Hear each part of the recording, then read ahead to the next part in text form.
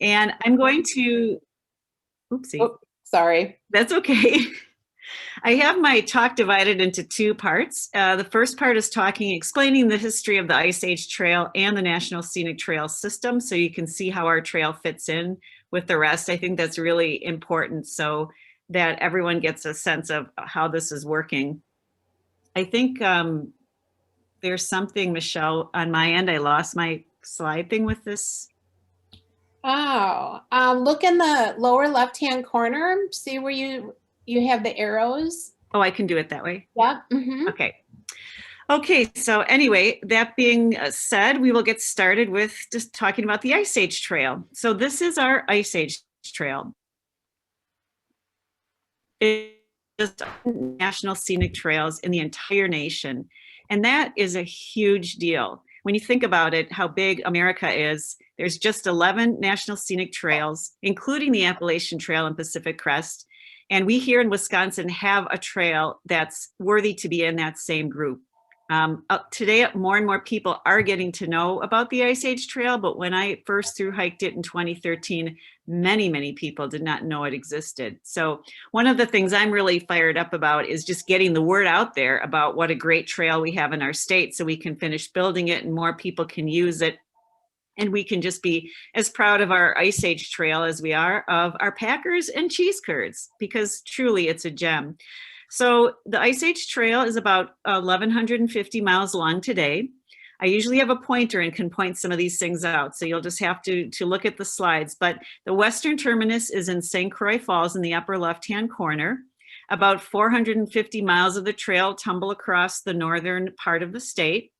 Right around Antigo, it begins its dip down south. I'll talk about that bubble later. The southernmost reaches are around Janesville. It goes up north back again through Kettle Moraine State Forest. 2 miles are right on Lake Michigan, and then the eastern terminus is in Potawatomi State Park in Sturgeon Bay. As I mentioned before, the Ice Age Trail is one of just 11 national scenic trails. I'm going to show you on this map here where the others are, and then we'll take a very brief look at all of them. So again, I don't have my pointer, but starting west going east, at the very top, the blue trail is the Pacific Northwest Trail. The brown one through California is the Pacific Crest Trail. The one in Arizona is the Arizona Trail. The orange one is the Continental Divide. The one that's kind of at a slant in Mississippi is the Natchez Trace. The Florida Trail is in Florida.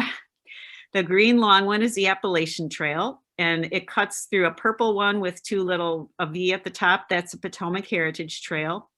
The little blue guy in the far east is the New England Trail. You can see our Ice Age Trail in Wisconsin, and the brown one is the North Country Trail. So it's a pretty good representation around the nation, except for that middle chunk is empty, but there's actually a trail being mapped out there as we speak. So again, a quick going through all the other national scenic trails. The year that's in parentheses is the year that these were named national scenic trails. So the Appalachian Trail, 2,200 miles. It goes from Springer Mountain, Georgia to Mount Katahdin in Maine. It's considered the granddaddy of America's long distance hiking trails, although it wasn't the first. It was made in the 20s and 30s, and it was the second long distance trail behind a trail called the Long Trail, which runs vertically in Vermont and really isn't that long. It's only about 275 miles. But remember that Long Trail, because I'm going to mention it again in a minute. The Pacific Crest Trail, 2,650 miles, runs from Mexico to Canada through California, Oregon, and Washington. It was made famous by Cheryl Strayed's book, Wild.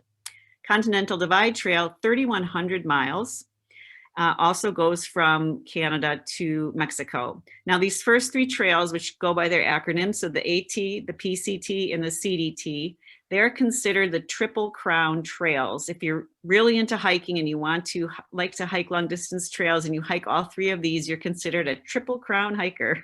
So I am in the midst of trying to hike all 11 national scenic trails. I haven't done any of these three yet. I guess I'm saving the biggest one, or some of the biggest ones, for last. North Country Trail, 4,600 miles. It runs from the middle of North Dakota at this moment to the border with New York and Vermont, but there was just a bill passed about a year or so ago That's going to extend that trail 40 miles east into Vermont, where it will hook into that long trail I mentioned before, which goes vertically and hooks into the Appalachian Trail. So you'd be able to hike quite a bit, a long distance around the perimeter of the country. And if you can look at Wisconsin, the North Country Trail clips a little bit of our northern tier. It's north of the Ice Age Trail, but we do have a portion of this trail in our state as well. The Florida Trail has two little bubbles, as you can see, and at the very end in the panhandle, there's a little fork there too, which is why it says it's 1,200 to 1,400 miles long. When you get to the bubble on the bottom, that's Lake Okeechobee. You can hike either way around. Or Orlando, the area has two forests on either side, so you can either way decide which forest is more worthy. And the Tisch on the border with Alabama or on Fort Pickens. And I did through hike this trail a couple years ago. It was pretty incredible. Potomac Heritage Trail, 750 miles. It's one of the more unusual national scenic trails in that it's called a multi-moded braided network of trails. If you picture a tree branch or a tree trunk with branches coming all off it, that's kind of how the trail looks. This is a horrible map. I cannot find a good one. But basically, it's to showcase the heritage and history of the Potomac River. And so there's all these little spurs you can take off the main branch. I started hiking this in March 2020, and after 6 days of what was supposed to be a 5-week hike, I had to come home because of COVID. But I'm hoping to go back and finish this in September. Natchez Trace, I just came back from hiking this one. It's the other one that's a little odd. There's only 62 miles of trail spread out in 5 sections along the 440-mile parkway. The parkway and the trail is supposed to showcase the original Natchez Trace, which was basically one of America's first highways. It was popular from about 1800 to 1830. Pacific Northwest Trail, 1,200 miles. A friend of mine hiked it and he said they're just starting to blaze it. So you have a guidebook and it just says things like turn off this road and you'll see a dirt trail to your right and take it. That sounds a little unnerving to me to hike in that way.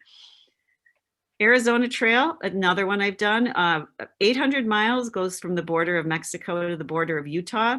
It's only 800 miles, which is short compared to the others, but it's very challenging. You're basically going up and down mountains the whole time, and you go right through the Grand Canyon, down to the bottom and up the other side.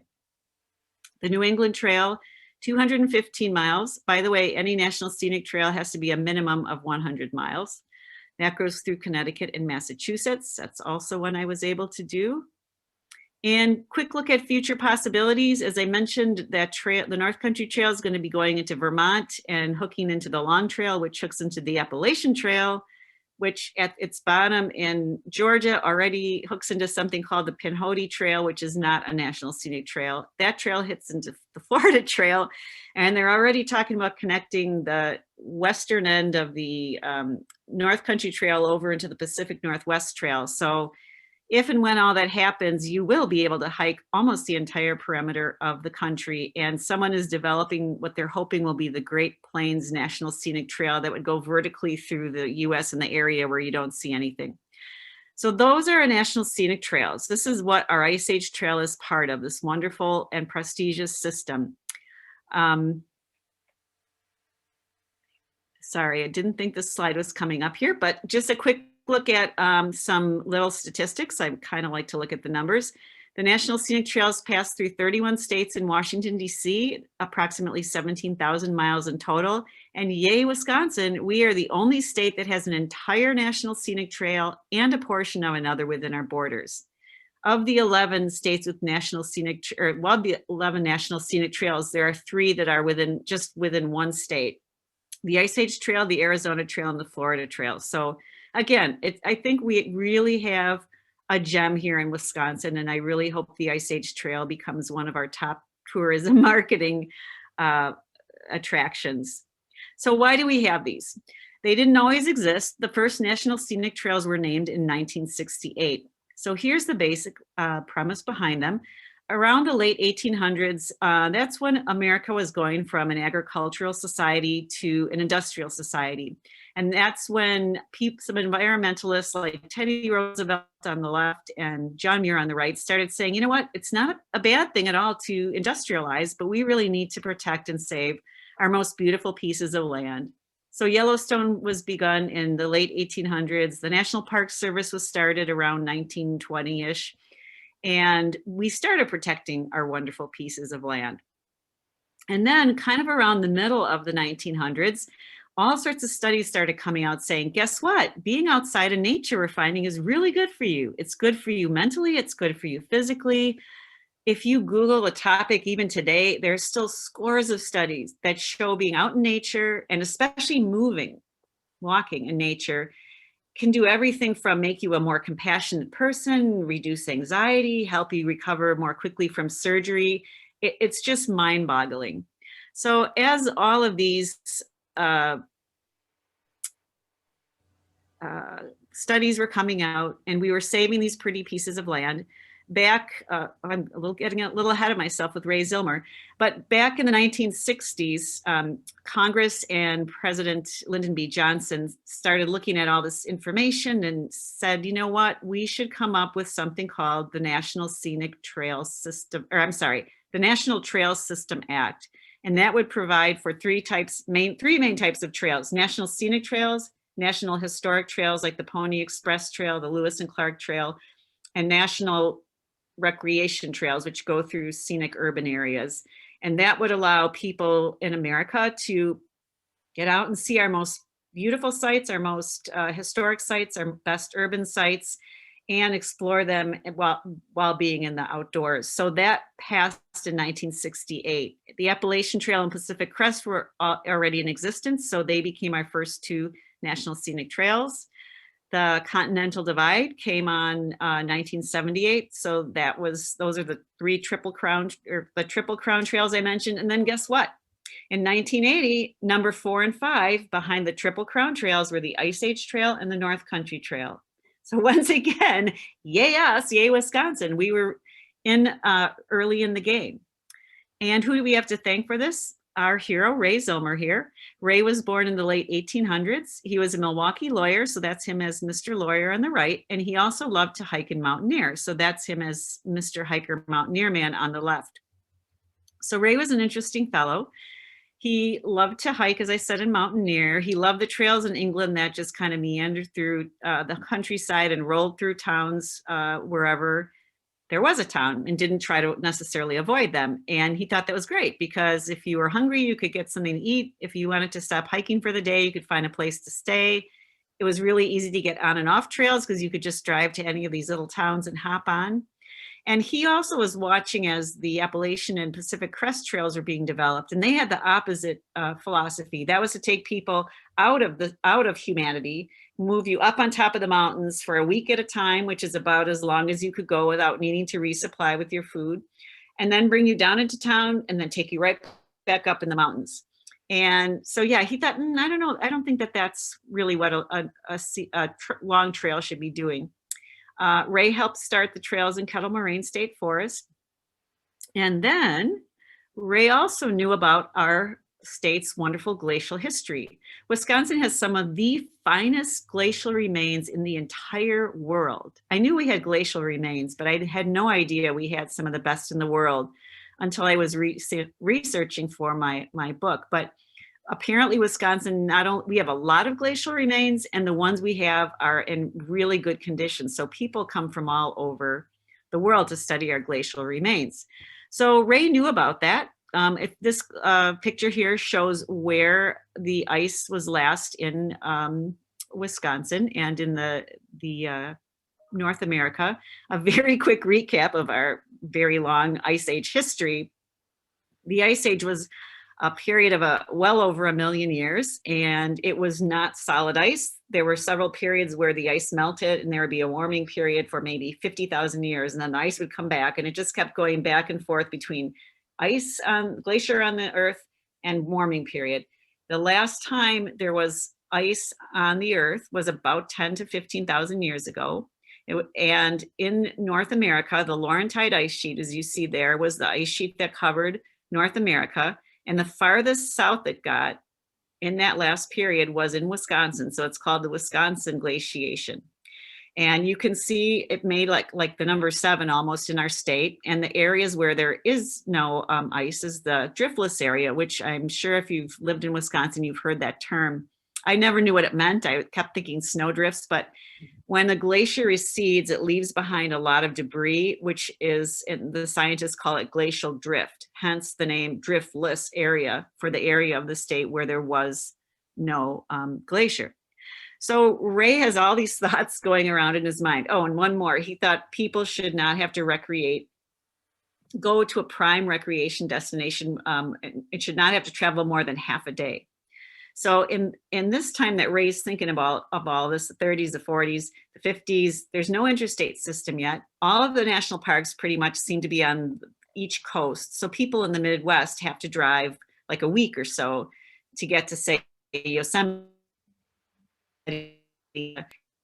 and you don't get to spend a few days and you have to drive. It's no good. You know, these thoughts about, you know, how trails should be okay to go through towns. People shouldn't have to drive far to have a trail. And there are we have this great glacial remains in Wisconsin. So he thought, what about developing a national park in the Midwest called the Ice Age National Park? Now, notice I'm saying park. There were no national scenic trails then. So Ray's idea was to have a park, picture like a narrow ribbon of land that follows that red line. And so it would be obviously a very unusual park because it would be long and skinny and not just a chunk of land. And you could do anything there. You could do in a normal park, hike, canoe, fish, bird watch, whatever. And it would all be set against the backdrop of what's called the terminal moraine of the glacier. So the spot where the glacier stopped. And Ray never had a chance to present this idea to the National Park Service because he passed away in 1960. But the people that he was working with on this did present it to the National Park Service. And maybe it was not such a bad thing that Ray was gone because they said, that's a crazy idea. You can't have a national park that's a skinny ribbon of land all around the state. There's no way we could administer that effectively. So they turned the idea down. And during the rest of that decade, it morphed into the idea of a long distance trail. And then the National Trail System Act came out in 1968. We had just started building the Ice Age Trail in the early 1970s. And by 1980 already, it was able to get that prestigious designation of National Scenic Trail. And why? It's not easy to get that designation, which is why there are only 11. You don't just have to be 100 miles or longer or be pretty, because that could fit any number of trails, but you have to have something of major significance to America. So in our case, as you can see, our claim to fame to be a national scenic trail is that we're showcasing the glacial remains and the ones that are some of the most outstanding glacial remains in the entire world. Appalachian Trail, for example, its claim to fame is it's on the Appalachian mountain range, which is a very significant mountain range in America.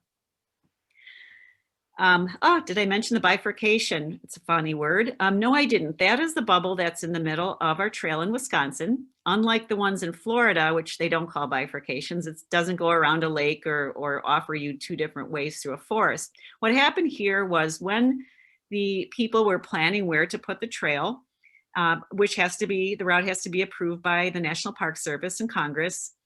The terminal moraine of the glacier actually goes right in the middle of that bubble. And the group of people that were working on it kind of got split into what I call the East Siders and the West Siders. And the East Siders said, hey, everyone, we've got an idea. Let's not run the trail by the terminal moraine here, because if we move it just east, we can lead people past John Muir's boyhood home and Aldo Leopold's shack. And those are 2 major environmentalists. The other group of people, the West Siders, said, oh, interesting idea, but we've got a better one. If you move the trail to the western end of the terminal moraine, we can show people the remains of Glacial Lake, Wisconsin. Glacial Lake, Wisconsin was a major glacial feature. It was a massive lake that formed when there was a river in the glacier that got stopped up when a lobe of ice bumped against the Baraboo Hills.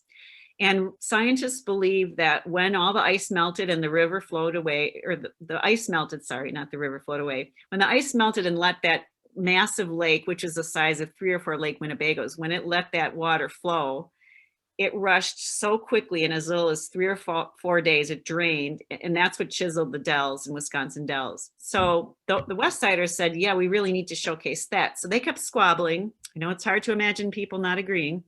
They went to the National Park Service and said, hey, you decide this. And the National Park Service said, we're not going to step in the middle of your fight, but we'll help you. We will say that we'll create a new designation in our National Trail System Act where National Scenic Trails can have official side trails. Bye. So guess what happened? The East Siders said, great, our side is going to be the official National Scenic Trail, and the West Side is going to be the official side trail. And the West Siders said, oh, no, you've got it backwards. The West Side is going to be the official Ice Age Trail, and the East Side is going to be the official side trail. So they kept arguing again, and in the end, they decided to leave them both as official Ice Age Trail. If you want to say, I've hiked the entire Ice Age Trail now, you don't have to hike both sides. As in Florida, you can just pick one side or the other. Today, there's very little trail on either side. And the east side's a little shorter. They're both about 80 miles long. So that's the story of our bifurcation. Quick mention before I start talking about my hike. Sorry, my foot's falling asleep as I'm sitting funny. A couple of things about how the Ice Age Trail works. It is built, promoted, and maintained by the Ice Age Trail Alliance, which is headquartered in Cross Plains, a little west of Madison. And they get some help from the Wisconsin DNR and the National Park Service. Check out the iceagetrail.org website if you haven't already. Now that I'm hiking all these other trails, I've seen other websites, and there are some that are not very good, and ours is quite a good website, a lot of good information. The trail passes through almost half of our counties, and 60% of us live within 20 miles of the Ice Age Trail, so it's very accessible, as Ray Zillmer had hoped.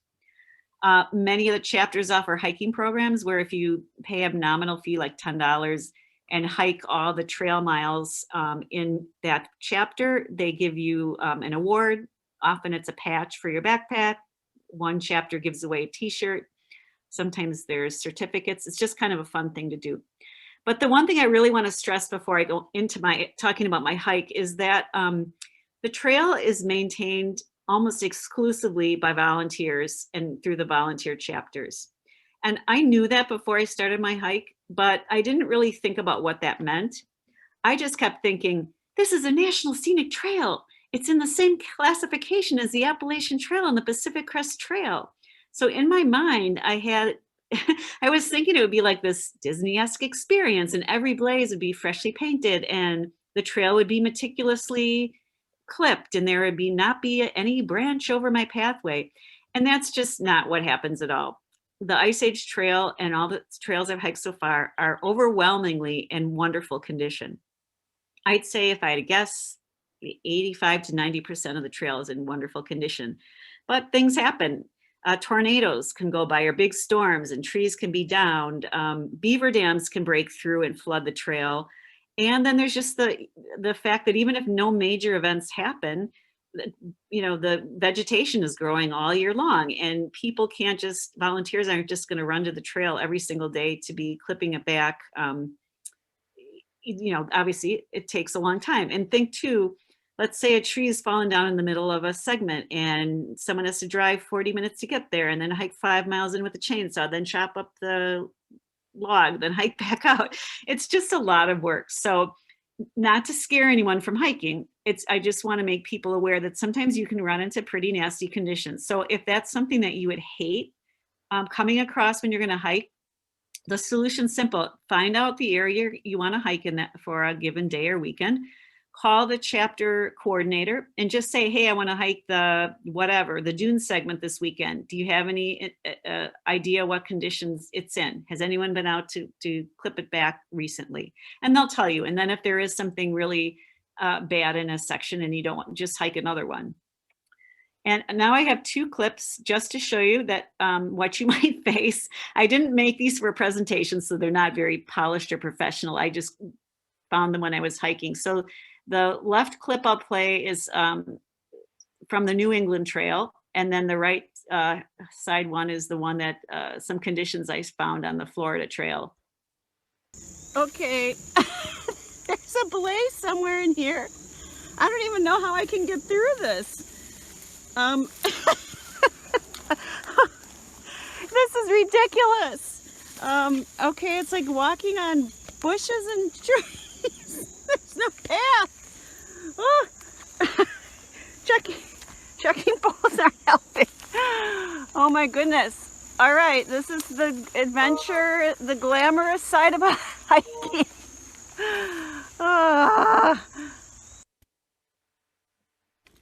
Okay, don't hike this section of the trail yet because it's really hard to get over this.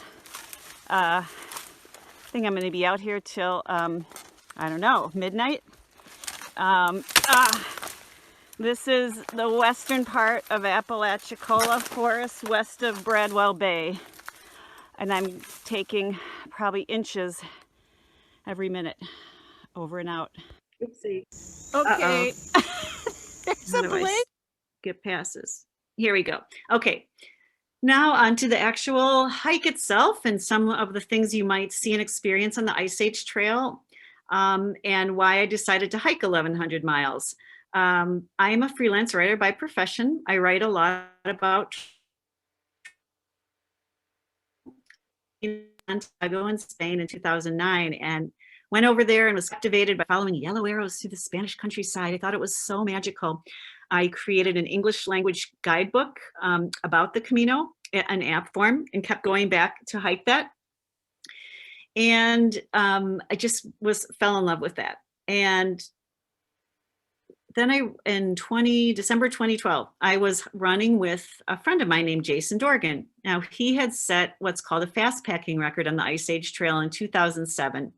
He did the whole trail in 22 days and some change. He ran and walked about 48 miles a day. And he was reminiscing about his through run, as he called it. And he said, I said, oh, Jason, my son was about to graduate when you were doing that. And I was distracted. And I knew you were running all around the state, but what exactly were you doing? So then he tells me about the Ice Age Trail. Now, again, this was end of 2012, which was about a year behind the start of a hiking boom that hit America and is still growing today. I couldn't believe that there was this trail in my own backyard with yellow arrows like my beloved Camino, and I had never heard about it. So I was just fascinated. I went home that night and immediately looked up the Ice Age Trail. Immediately thought, I must hike this. And I started looking at all the people who are called 1,000-milers. And those are people who have either through hiked the trail or section hiked it all. Now, through hiking is when you get on a trail and you hike it till it's completed. Section hiking is you can hike a trail in all little pieces at a time. They don't have to be in order. It can take you as long as you want. One guy, I think on here, took him 50 years to hike it all. And, but either way, you're a 1,000-miler at the end of it. So when I was looking at this, December 2012, there were about 70 people who had done the trail in its entirety. And there were about 20 of those 70 that had through hiked it. So then I started looking at this name. It's like male, male, male. And I thought, ooh, I could become the first woman to through hike the Ice Age Trail. And then I saw a woman's name and it was like rats. Maybe I can be second or third, top three. Well, guess what? There were 3 women who had through hiked it and that was it. So I thought, oh, darn. Not that it's all about records, but I guess I do have a background as a runner. I'm a little competitive. So again, as I'm thinking, how am I going to make this work? I want to hike it all. I don't really have time to take 2 or 3 months off of work, which is what most people hike it. It would take them 2 or 3 months. And not only could I not afford the time, but I needed to be working. So then I thought, well, you're a freelance writer, you specialize in travel, you've never heard of this trail. So your editors probably haven't either. So I basically turned it into both work and fun. I got a lot of assignments to write articles about the Ice Age Trail.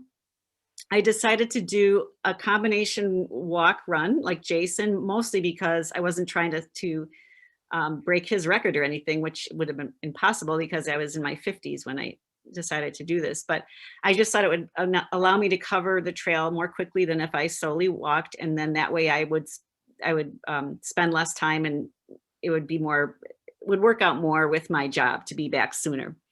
But then that competitive part kicked in again. And I thought, only 3 women have through hiked this trail and none of them were trying to set a speed record. And I looked at the fastest persons, the woman who did it the most quickly, and she had done it in 50 days. And I thought, I know I can average about 30 miles a day, maybe 35 if I'm lucky.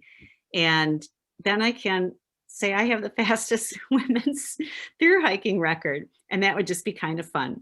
So that all of that was combined to be the reason why I decided to hike this entire trail.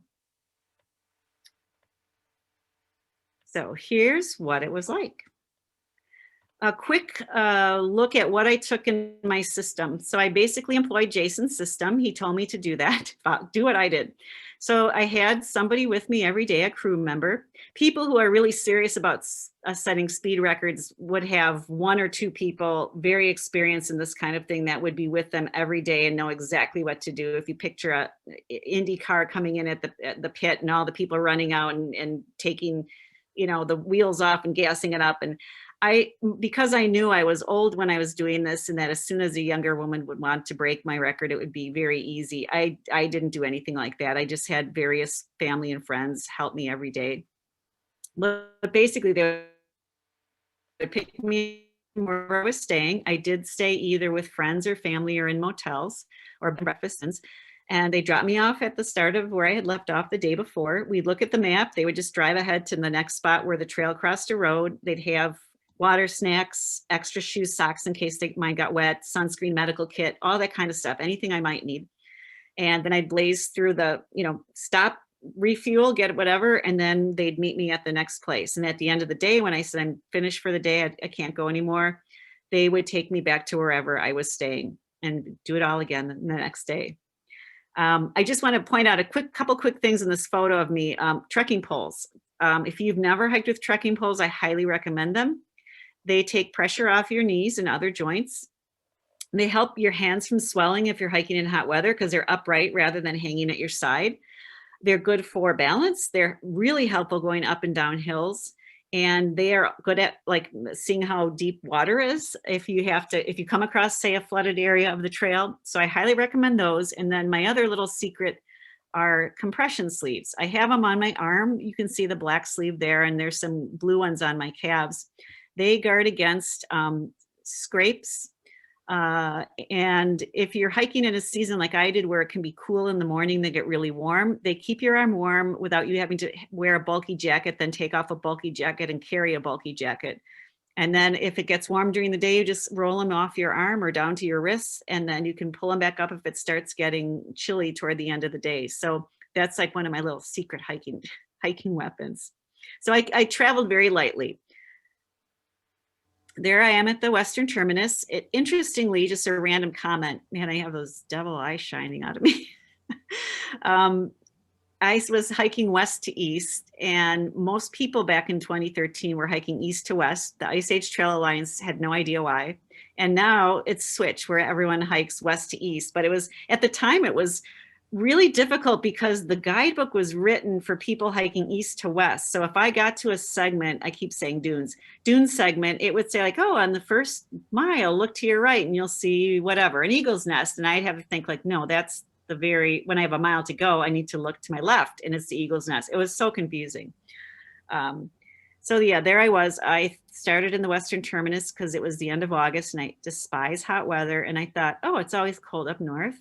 So I'll start there, and by the time I make my way down to Janesville, where it's going to be a lot warmer, it'll be the end of September. So basically the entire time, my little plan will ensure that I have perfect hiking weather, like 50, 60 degrees every day. That first day, it was about over 90 degrees and probably 90% humidity. Some hikers I met later said they got off the trail that week. They're like, you'd be nuts to hike that week. I'm like, yeah, I was out there.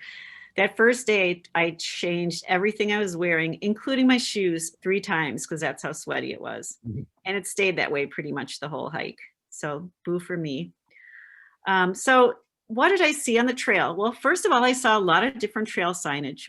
The Ice Age Trail Alliance is working very hard today to standardize the trail signage. So you either have the rectangular yellow blazes, painted or plastic, or you have the official National Park Service symbol, which is a woolly mammoth, and we call it a pregnant triangle.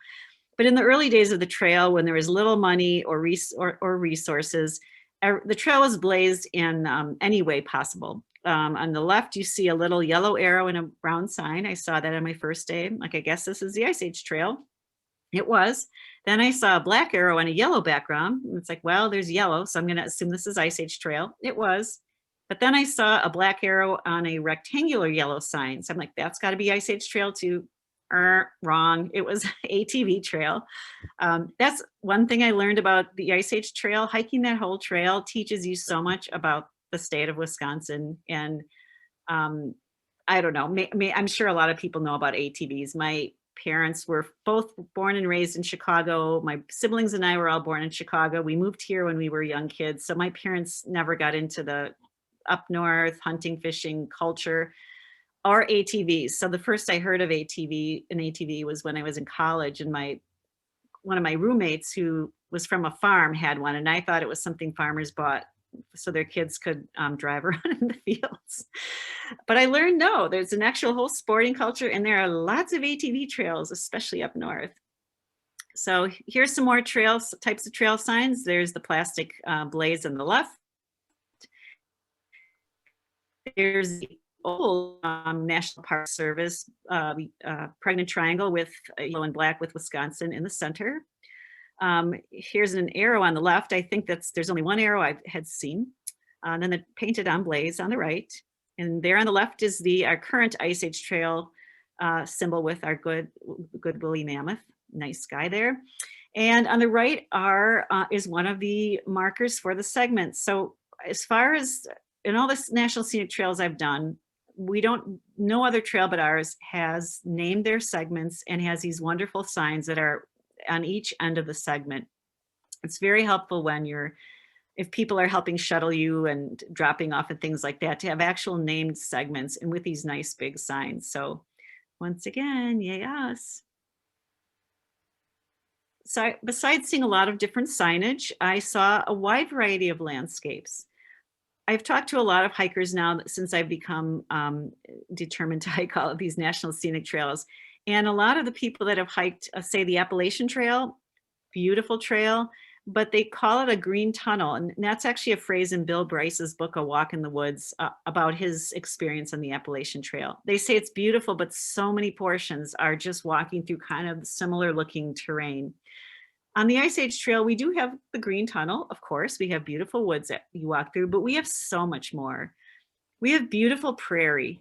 I never fully appreciated how beautiful prairie land is until I walked through so much of it on the Ice Age Trail. We have beautiful pine forests. They're so nice and cushy under your feet. I love those. We have glacial lakes.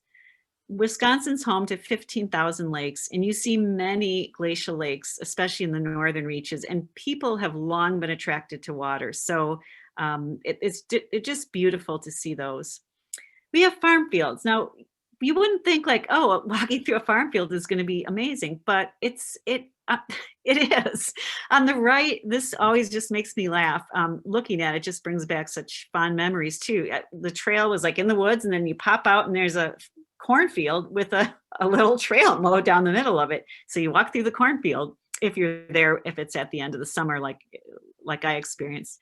This picture on the left, that was one of my most favorite spots. The picture does not do it justice.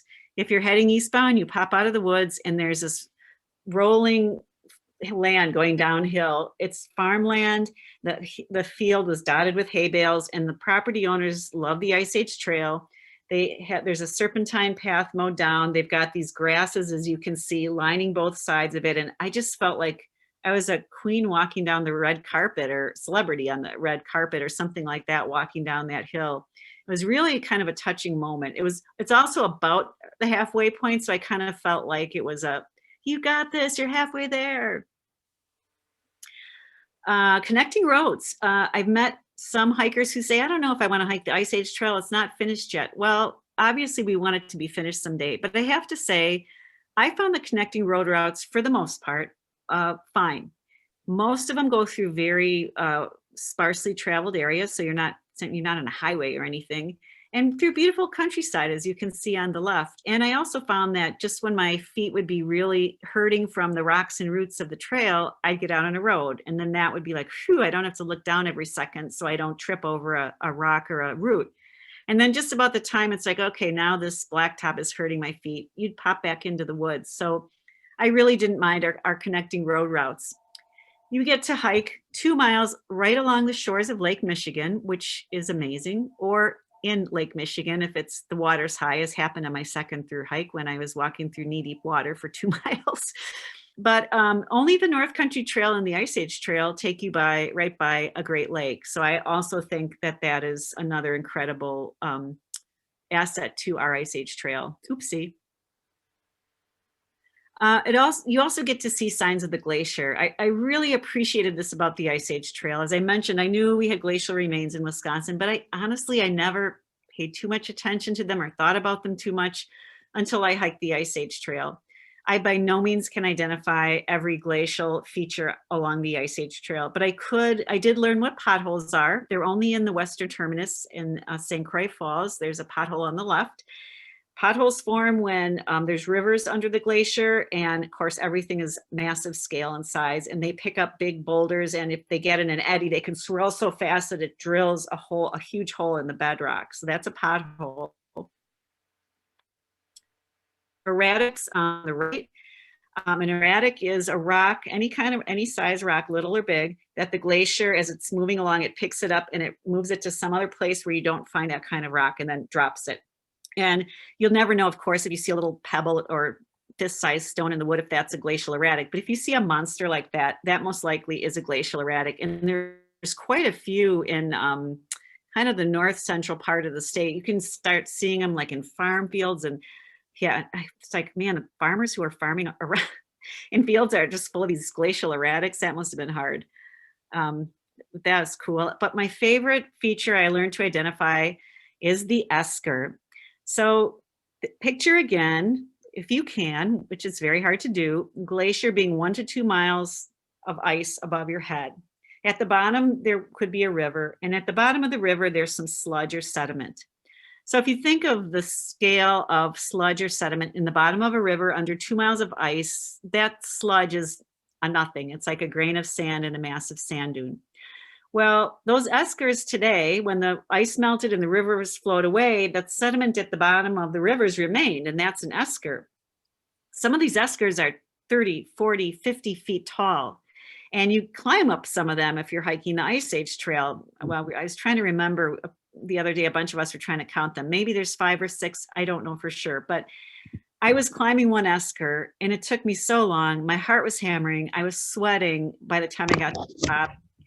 And all of a sudden I looked around and I thought, my goodness, this, and you look down the sides of these, you can't quite see the scale in this photo to the right, but the sides were kind of steeply pitched. And I thought I wouldn't want to slip and start rolling down that. But I thought, I'm standing on top of what was like the most insignificant part of that glacier. It was like the most minute portion of it. And look how tall it is. And look how hard it was to climb this.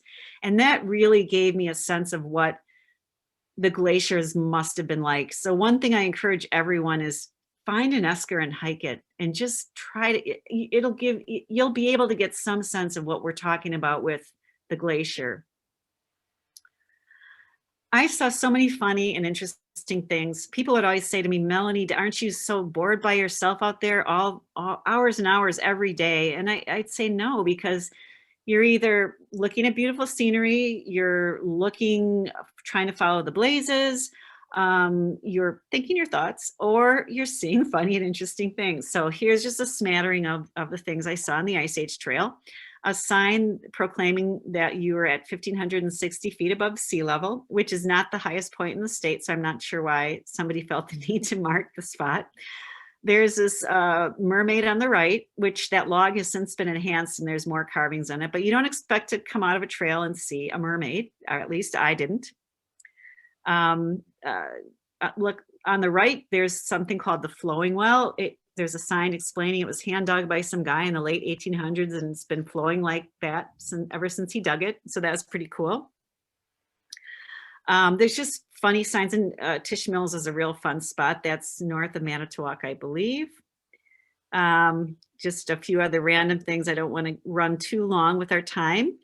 Yeah, the creepy wooden man. I love the creepy wooden man. So this is part of the trail. It's by, I think, New Hope, Iola ski jump area, the center part of the state. And the land runs, or the trail runs on private property here. And I'm told the landowners built these wooden people.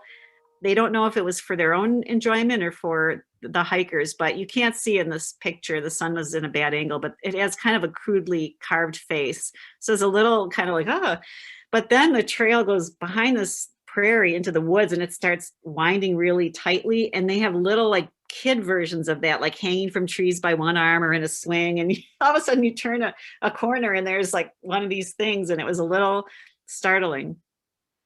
This wood duck nest I thought was part of the Tin Man from the Wizard of Oz. And it was actually somebody at a book talk that said, no, that's a wood duck nest, and wood ducks have special things in the bottoms of their feet where they can climb up a tree trunk and then they nest in there.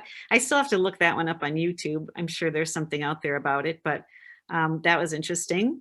Some signs, some are not so nice, some are kind of funny and silly.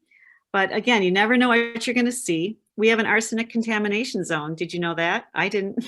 Who would ever think that? Well, and the Ice Age Trail goes right by it. So that was kind of funny. I've learned people like to put any animal part they find, a bone, on trail signs and things. So yeah, there's some skull of something. I don't know, deer maybe. For you people in Delavan, this is somewhat near you. I think maybe 20 miles or so. This woolly mammoth is around Milton, if I'm remembering correctly. So that was kind of fun to see that. I'm going to very quickly go through the rest because I want to see if there are any questions. But when I was hiking the trail, as I mentioned before, I had magazine and newspaper and website assignments. I had no intention of writing a book at all. But I found when I finished and in the months that passed, I was just kind of obsessed with the Ice Age Trail in a healthy way. And that's because the hike really changed me. I think we in America, we don't realize how fast-paced and hectic our lives are until we can step out of them. And when I was able to step out of my life and when all I had to worry about every day was walking and eating and sleeping, and I didn't have to think about what I was going to make for dinner or what decorations I was going to put up for the holidays or whose birthday was coming up that I send cards to, or what my next work assignment was going to be, or have I called my parents yet, or any of those millions of things you think about all day that you don't even know you're thinking about. But when you're out of that, and again in nature, which is so refreshing, it's just like I can breathe again. And I know most people are never going to through hike a trail, or a lot of people probably will never section hike a trail, and that's fine. But I suddenly thought, I want more people to get this feeling of de-stressing ourselves. And so maybe if I write a book about not just my adventures on the trail, but about the adventures of some of the people I met and their ways of hiking, because everyone had different reasons for hiking it and different methods of hiking it. And that way people will know it doesn't matter if I through hike or section hike or just hike one piece of trail at one point in my life. It doesn't matter if I camp or if I go to motels, if I'm running or if I'm walking. None of it matters, but that I get some enjoyment from at least a part of the Ice Age Trail. So that's what I decided, okay, I'm going to write a book. And here, for all these years, going to all my journalism conferences, I never went to any of the book tracks because in our professional development, because I thought, I'm never going to write a book. And then it was like, oh, wish I had gone. Anyway, so to end up, I'm going to quickly show you some of the people in the book, because when I read about someone that's a real person, I wonder how they look. Jim Staudacher on the left, he's not in the book. Oh, yes, he is. I'm sorry. He was the first person to through hike the Ice Age Trail in about 1979, I think, when I was at a disco in Howards Grove, Wisconsin. He was out hiking the Ice Age Trail. The guy to the right is Adam Hinz. He was going to walk across America, but decided when he heard about the Ice Age Trail, he decided to do that instead. Papa Bear and Hiking Dude are on the left. Hiking Dude has an amazing website detailing all of his hikes down to like how many steps he took every day, what he bought, how much it weighed. There's Jason, who set the original fast packing record, which has now been broken 2 more times. Jenni Heisz was one of our first 2 hikers on the Ice Age Trail through the Warrior Hike program, which is now Warrior Expeditions. It puts combat veterans on hiking trails, biking trails, canoe paths as a way to combat PTSD. And they're doing a study right now through a university in Georgia on the benefits of that. So this is a real thing with helping many people to be out in nature and moving. No time for dots. And there's me. Victory, I did make it. And of course, if you're going to finish the whole Ice Age Trail, you have to do it with a furry Viking hat on your head. So that is my story of the Ice Age Trail. I would love to take any questions that anyone has.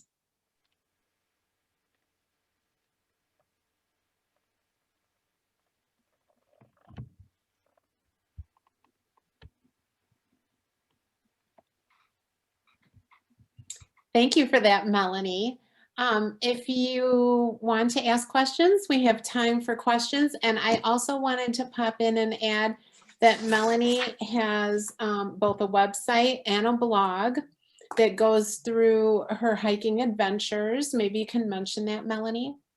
Yes, I have changed my website to be pretty much focused on hiking instead of just all my travel writing. It's called The 1000 Miler, not 1000 Miler, The 1000 Miler.com.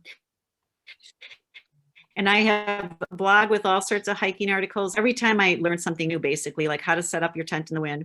I have all my trail journals. So if you're looking to see what a section of the trail might be like or what it was like when I hiked it, you can read those there. I like reading other people's before I go on a trail. There's other writing as well. So check it out. Send me a message if you want me to cover a certain topic and I'll research it and write a blog post about it. As I mentioned previously, we are recording tonight's event. So once we have it on Aram Public Library's YouTube channel, I will send that all to the email that you used to register. And I'll also include the link for Melanie's website. Melanie, I don't know if you can see the chat, but there is a question. You've gotten both a thank you, and the question is, can you recommend an easy section for a beginner hiker? Yeah, sorry, I don't know why I'm not seeing the chat feature, but the Ice Age Trail, because it's following the terminal moraine, it does pass through towns. There are a bunch of trail towns. So if you're truly looking for an entry level one, I would look for the trail towns because you'll probably be on city streets or paved recreational trails. The Ice Age Trail also piggybacks on, I forget now if it's 7 or 9 different recreational trails. So it goes on part of the Sugar River Trail, for example, near Madison. It's on the Onapee or Onapay, I'm not sure how they pronounce it. It's part of that rail trail. So these are all almost flat gravel trails. And yeah, start with that, see what you think about it. And then if you say, oh my gosh, this is way too entry level from me, you can always sorry? Nothing, I'm just talking out loud. Oh, but yeah, you can just work up from there then. Thank you. Did you have a question, Sharon? I think Sharon. That was me asking the question, and you about the easy thing, and then you said if it's too easy for you, and I forgot I was not muted, and I said no, that wouldn't be for me. Oh.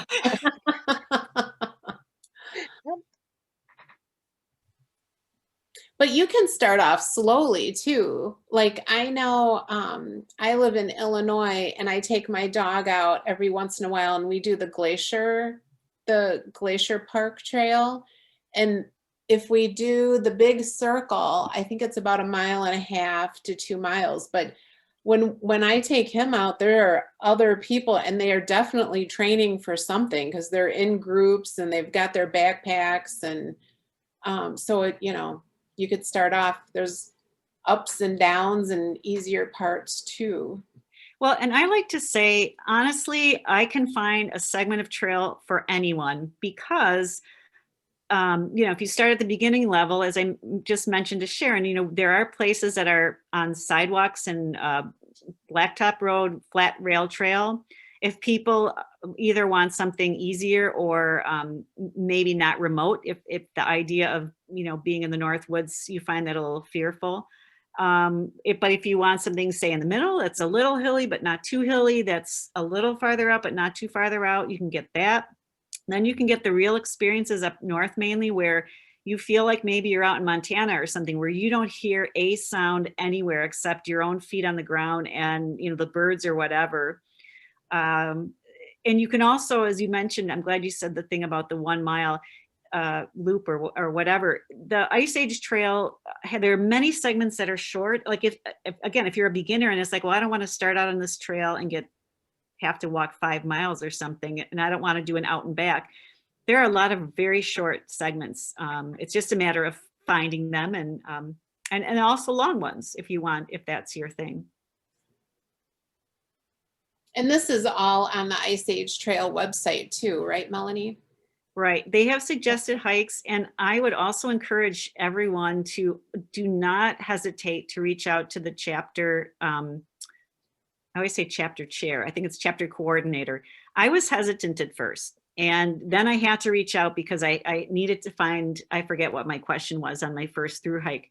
But what I found out is that they're so excited about the trail and they really want people to have a good time. So they're more than happy to give you all the trail intelligence you need. There are people called trail angels.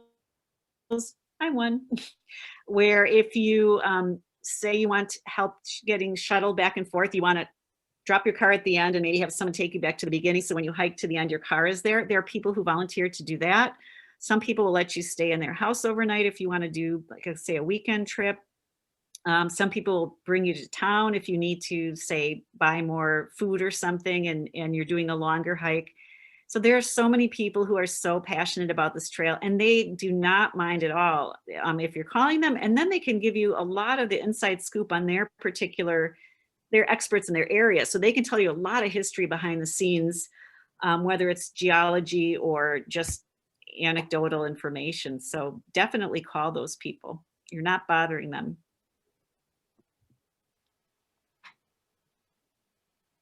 That is great advice. So do we have any more questions or comments? If you do think of something during the week, you all have my email. So feel free to send me an email and I'll forward that to Melanie and get an answer for you. And I just want to thank you, Melanie. This was really fun. The pictures were amazing, as were your stories and the history in the background. So you're right. I didn't know anything about the Ice Age Trail. I only know that people talk about it at work. So now I know a bit more. So thank you. And thank you everyone for attending tonight. And please watch for other Aram Public Library programs. We're doing hybrid this summer, small groups out in parks in our back lot, and virtual too. We're still offering those. So thank you all and have a good night. Thank you, everyone. Bye. Bye-bye.